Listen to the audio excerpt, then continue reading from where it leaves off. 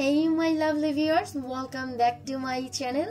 আজ বানাবো ঠান্ডা ঠান্ডা ডাবল ধামাকা আইসক্রিম কেক, যা এই গরমে একেবারেই প্রশান্তি এনে দিবে। শুধু তাই নয়, বাচ্চারা স্কুল থেকে আসলে কিংবা সারাদিন রোজা রেখে, এমনকি ঈদের দিন মেইন খাবারের পরও ডেজার্ট হিসেবে খাওয়া যেতে পারে। আশা করি ভিডিওটি সবার ভালো লাগবে। প্লিজ লাইক, কমেন্ট ও শেয়ার করার অনুরোধ রইল। শুধু তাই নয়, যারা এখনো পর্যন্ত আমার চ্যানেলটি সাবস্ক্রাইব করেননি, প্লিজ চ্যানেলটি সাবস্ক্রাইব করে আমার সাথেই থাকুন। এখানে আমি বেশ কিছু নরমাল বিস্কিট নিয়ে নিয়েছি, আর অপোজিট সাইডে কিছুটা চকলেটের গার্নিশ করা আছে। নট নেসেসারি এই বিস্কিটটি হতে হবে, এর পরিবর্তে আপনারা যে কোনো ধরনের সাধারণ বিস্কিট নিতে পারেন, এমনকি নরমাল ভ্যানিলা প্লেন কেকও ব্যবহার করা যেতে পারে।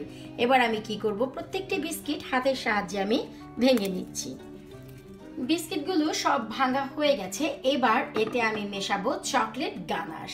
আর চকলেট গানাশটি কিভাবে ঘরে তৈরি করতে হয় তার একটি ভিডিও অলরেডি আমার চ্যানেলে রয়েছে, ভিডিওর নিচে লিংকটি আমি দিয়ে দিব, সেখান থেকে প্লিজ দেখে নেবেন।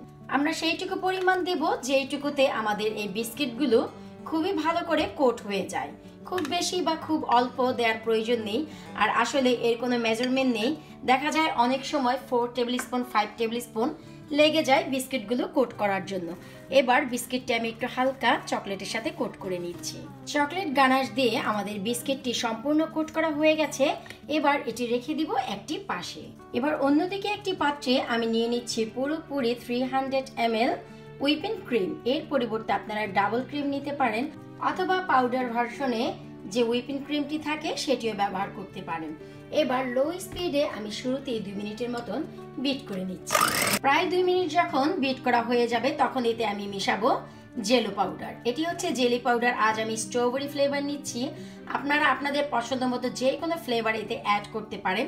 এটি হচ্ছে আসলে সেই জেলি পাউডার যা দিয়ে আমরা অনেক ধরনের জেলি কিনে খেয়ে থাকি। আমরা সবাই জানি অনেক ধরনের জেলি আছে যা বানানোর পর অনেকটা টলটল ঢলঢল করে, আসলে এটি হচ্ছে সেই জেলি পাউডার। আর আমি আবারও বলছি, এটি হচ্ছে জেলি পাউডার, মোটেও জেলিটিন নয়। সো আবার ভুল করে এখানে জেলি পাউডারের পরিবর্তে জেলিটিন যেন ব্যবহার না করা হয়। ভালো করে এবার আবারও বিট করে নিচ্ছি 2 মিনিট।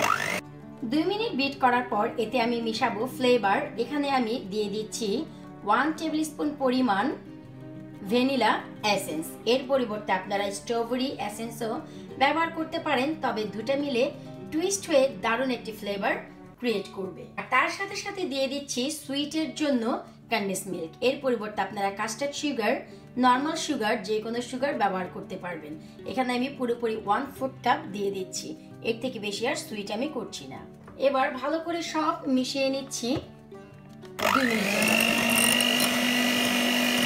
এর থেকে বেশি আর আমি করছি না, হালকা একটু নরম রাখছি, কারণ হচ্ছে এতে যেহেতু জেলো রয়েছে অটোমেটিক পুরোপুরি পিক হয়ে যাবে। আমি একটু নরম রাখছি কারণ হচ্ছে এতে যেহেতু জেলো পাউডার রয়েছে, এতে করে পুরোপুরি স্টিক পিক হয়ে যাবে, তাই সম্পূর্ণ স্টিক পিক না করলেও চলবে। বিট করে নেয়ার পর আমাদের ক্রিমের কনসিস্টেন্সি অনেকটা এইরকম হবে। আর যদি বাই মিস্টেকে এর থেকেও বেশি লিকুইড থেকে যায়, ঘাবড়াবার কোনো প্রবলেম নেই। জেলি পাউডার থাকার কারণে এটি অটোমেটিক একত্রিত দলাট বেঁধেই যাবে। এবার এখানে আমি একটি 9 ইঞ্চের মোল্ড নিয়ে নিয়েছি। মোল্ডটি কাচের, প্লাস্টিকের, যে কোনো ধরনের হতে পারে, কোনো প্রবলেম নেই। আমি একটি এখানে ফয়েল পেপার দিয়ে নিয়েছি, এতে করে উঠাতে অনেক বেশি ইজি হয়, তবে যদি না দিতে চান তাতেও কোনো প্রবলেম নেই। আর শুরুতেই আমি এখন দিয়ে দিব হচ্ছে সেই বেসটি যা আমি চকলেট দিয়ে বিস্কিটের একটি কোট করে রেখেছি। জাস্ট আলতো হাতে একটু ছড়িয়ে দিলেই চলবে। বিস্কিটের বেসটি যখনই দেওয়া হয়ে যাবে, এর উপর আমরা দিয়ে দেব আমাদের সেই বিট করে নেওয়া ক্রিম। এবার ভালো করে একটু আলতো হাতে এভাবে বিছিয়ে দিচ্ছি। ক্রিমটি যখনই বিছিয়ে নেওয়া হয়ে যাবে, এর উপর আমি দিয়ে দিব বেশ কিছুটা প্লেন কেক, যেমনটি আমি বলেছিলাম। তো আমি খুবই আলতো করে কিছু কেক এভাবে করে দিয়ে নিচ্ছি। তবে আপনারা যদি চান পুরোপুরি দুটোই বিস্কিটের বেস দিতে পারেন, তাতে কোনো রকম সমস্যা নেই।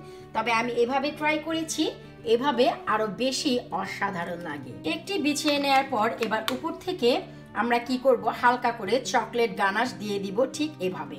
খুব বেশি না, এই লেয়ারে আমরা খুবই অল্প করে দিচ্ছি। চকলেট গানাশটি যখনই দেওয়া হয়ে যাবে তখন কি করব, আমাদের যে বাকি ক্রিমটুকু রয়েছে আমরা এর উপর খুবই ভালো করে আলতো করে বিছিয়ে নিব। সম্পূর্ণ ক্রিমটি যখনই এইভাবে দেওয়া হয়ে যাবে এর উপর দিয়ে দিচ্ছি বেশ কিছুটা ফ্রেশ স্ট্রবেরি চপড করে কেটে। এতে করে কেক ও আইসক্রিমের একেবারেই জান ফিরে আসবে। এর পরিবর্তে আপনারা চাইলে যে কোনো ধরনের ড্রাই ফ্রুটসও ব্যবহার করতে পারেন, এমনকি কিশমিশ থেকে শুরু করে সব ধরনের ড্রাই ফ্রুটস ব্যবহার করা যেতে পারে। হাতের নাগালে যা থাকবে তাই চলবে। শুধু তাই নয়, আপনারা চাইলে বাদামও ব্যবহার করতে পারেন। এর সাথে আমি আরো ব্যবহার করছি বেশ কিছু ড্রাই টুটি ফ্রুটি। আর এটি সম্পূর্ণ হোমমেড, যার একটি রেসিপি অলরেডি আমার চ্যানেলে রয়েছে। ভিডিওর নিচে লিঙ্কটি আমি দিয়ে দিব, আপনাদের প্রয়োজন হলে সেখান থেকে দেখে নিতে পারেন। এবার আমি এই পটটি ধরে রেখে দিব সরাসরি ডিপ ফ্রিজে পুরোপুরি 2 ঘন্টার জন্য। তবে আপনাদের কাছে সময় থাকলে ওভারনাইটও রাখতে পারেন, কোনো প্রবলেম নেই। জেলো পাউডার থাকার কারণে 2 ঘন্টাই যথেষ্ট। পুরোপুরি 2 ঘন্টা হয়ে গেছে, আমরা আমাদের আইসক্রিম কেকটি ডিপ ফ্রিজ থেকে বের করে নিয়েছি। এবার খুবই ইজিলি এটি আনমোল্ড করা যাবে, যেমনটি আমি বলেছিলাম। এবার খুবই আলতো করে আমাদের এই সাইডটি খুলে নিতে হবে। আমাদের দারুণ স্বাদের আইসক্রিম কেক একেবারেই রেডি। আশা করি দেখে নিশ্চয়ই বুঝতেই পারছেন কতটা ইয়ামি লাগছে। আর এর খাবারের টেস্ট যতক্ষণ না বানিয়ে খাবেন ততক্ষণ বলা ভীষণ মুশকিল। ওয়াও, একের ভিতর 2 গুণ আইসক্রিম ও cake. Taste wise out of this world. আশা করব রেসিপিটি আপনাদের একটু হলেও ভালো লেগেছে। আর অনেক নতুন ভিডিও দেখার আমন্ত্রণ রইল। আল্লাহ হাফেজ, আবারও ঈদ মোবারক।